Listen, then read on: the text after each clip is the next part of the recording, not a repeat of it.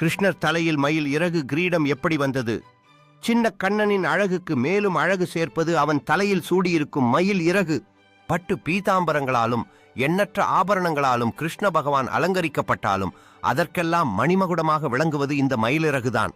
கிருஷ்ணனின் தலையை அலங்கரிக்கும் பாக்கியம் மயில் இறகிற்குத்தான் வாய்த்தது. மயில் இறகு எப்படி கிருஷ்ணனின் தலையில் வந்தது? அதன் பின்னணியில் ஒரு சுவாரஸ்யமான கதை உண்டு.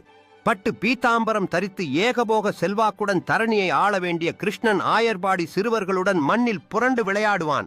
பூவின் வாசத்தை மறைக்க முடியாதது போல குட்டி கிருஷ்ணன் முகத்தில் ஒளி வீசிய தெய்வீக அழகு அனைவரையும் கொள்ளை கொண்டது. கோகுலவாசிகளின் செல்ல பிள்ளையான அவன் அம்மக்களின் பிரச்சனைகளுக்கு தீர்வு சொல்லும் ஒரு மதியுக மன்னனாகவே விளங்கினான். கண்ணனின் மேல் காதலும் பற்றும் கொண்ட ஆயர்பாடி சிறுவர்கள் தங்கள் மனதுக்கு நெருக்கமான கண்ணனை கௌரவிக்க விரும்பி அங்கே சுற்றித் திரிந்த மயிலை பிடித்து அதனிடமிருந்து ஓர் இறகை எடுத்து கிருஷ்ணனின் தலையில் கிரீடம் போல் செருகினார்கள். அன்று முதல் கிருஷ்ணனின் தலைமுடியில் மயிலிறகு நீங்காத இடம் பிடித்தது. இன்னும் சொல்லப்போனால் மயில் இறகு கிருஷ்ணனின் அடையாளமாகவே மாறிவிட்டது.